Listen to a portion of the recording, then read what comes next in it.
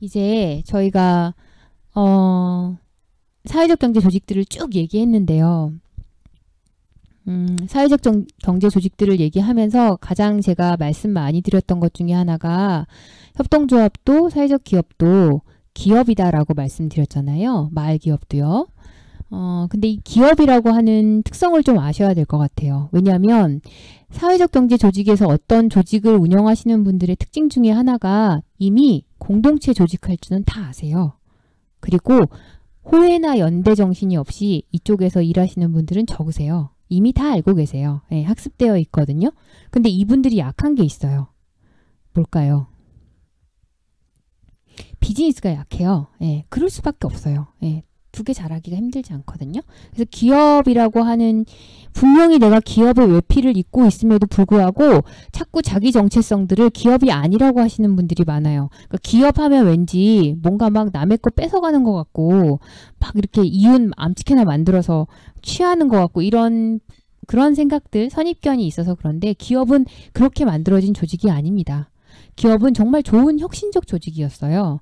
우리가 중세라고 하는 걸 한번 떠올려 보세요.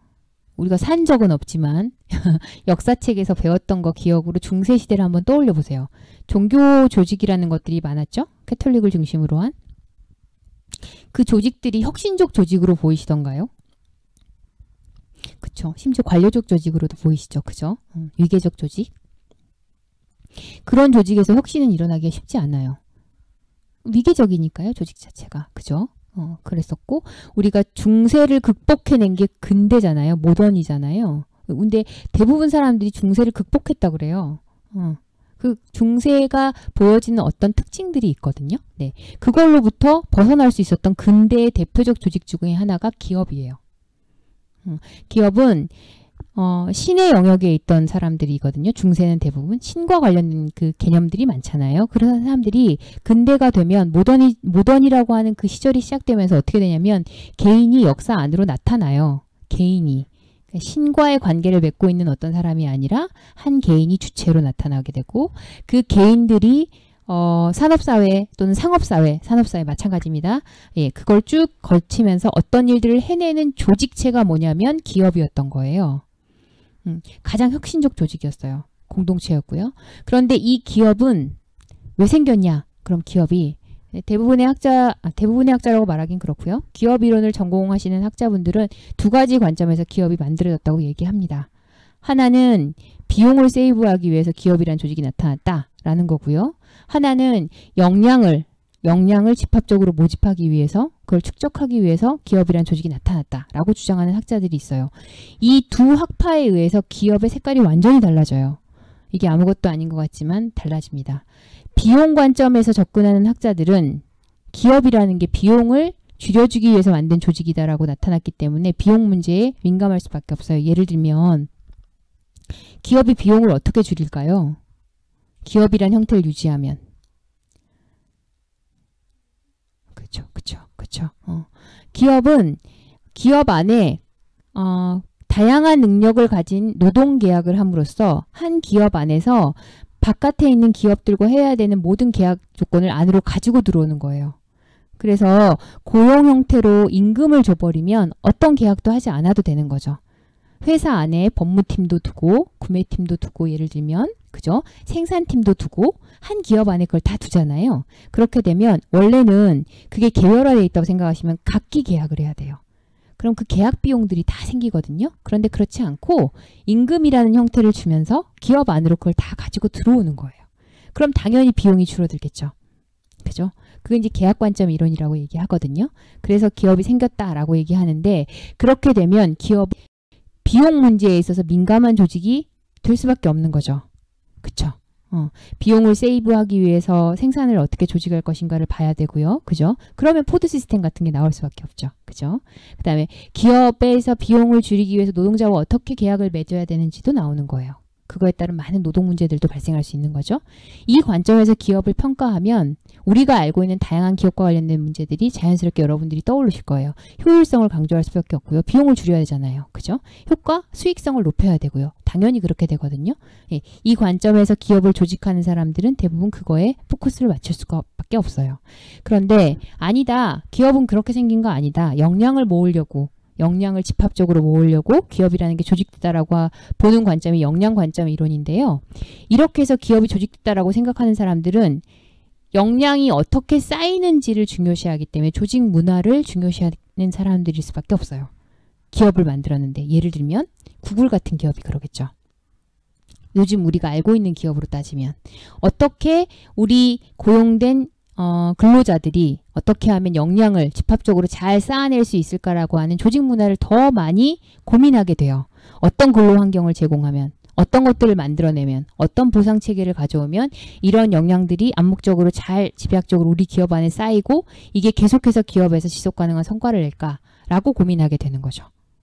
그래서 어떤 관점을 차용하냐에 따라서 기업은 굉장히 다른 형태의 모습을 나타내기도 합니다.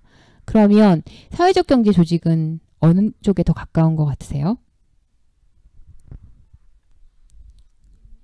예, 역량에 더 가깝다고 보시면 돼요. 그래서 사회적 경제에서 가장 많이 얘기하는 것 중에 하나가 협동, 연대, 호혜 이런 것들이잖아요. 그러니까 집합적 지식을 모아서 우리 안에서 그 역량을 가지고 사회적 문제를 해결해보자 라고 하는 거니까 역량에 훨씬 더 가깝다고 보시면 됩니다. 시간이 벌써 이렇게 됐네요. 네.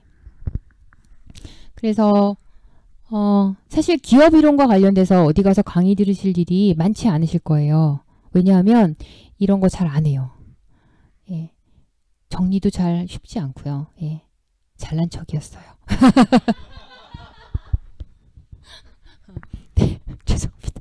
제가 이렇게 크게 웃겨드렸어요. 졸리실까봐. 네, 졸리실까봐 이런 겁니다. 네, 절대 잘난 척이 아니고요.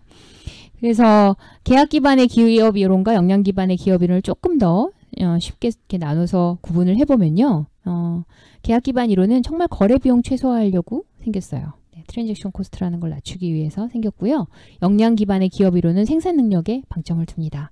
그래서 기업의 본질을 계약 기반 이론들은 다 계약이라고 봐요. 계약이 매우 중요한 게 되겠죠. 역량 기반 이론들은 생산 지식이 어떻게 우리 안에 축적되는지 그걸 더 중요하게 생각합니다. 그러다 보니까 계약 기반의 기업 이론은 핵심 비용으로 거래 비용을 얘기하는데요.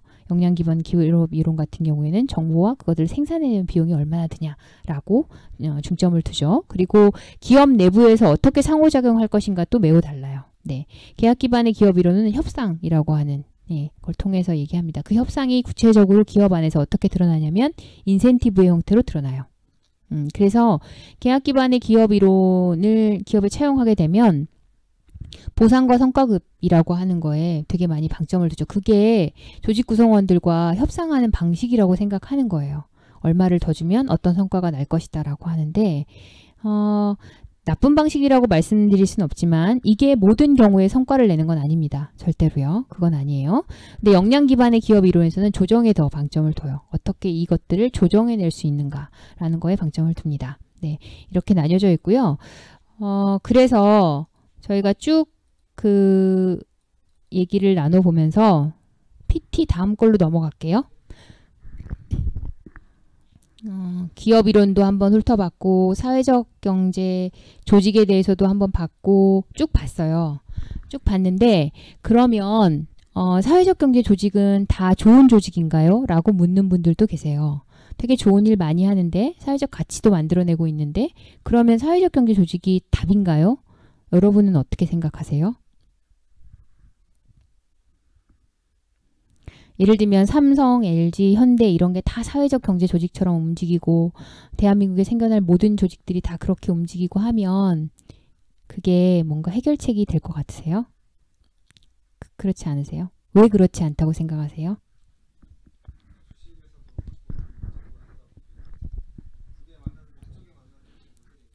그쵸. 영역에 따라서 목적에 따라서 만들어질 수 있는 조직도 다르고요. 더 중요한 거는 어제 이제 저희가 어제 여기 안 계셨던 분도 계시지만 어제 저희끼리 잠깐 얘기했던 것 중에 어떤 형태에 대한 얘기를 했었어요. 우리가 그 형태를 가져가면 정말로 우리가 제대로 된 일을 할 수 있는가? 라고 하는 이야기를 했거든요. 그래서 예를 들면 저도 협동조합을 하고 있습니다만은 사회적 기업을 하면, 협동조합을 하면 그것이 사회적으로 충분히 가치를 만들어내냐? 라고 할 때 절대 그렇지 않아요. 그거는 그렇게 작정하고 하지 않는 이상 그 외피를 썼다고 해서 그렇지 않죠.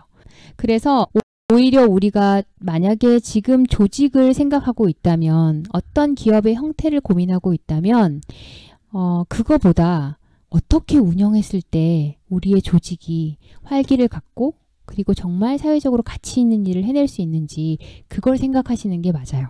그래서 혁신적 조직 모델 말만 많은데요. 어떻게 하는 것들이, 어떤 프랙티스들이 있는지 좀 살펴볼까 해요.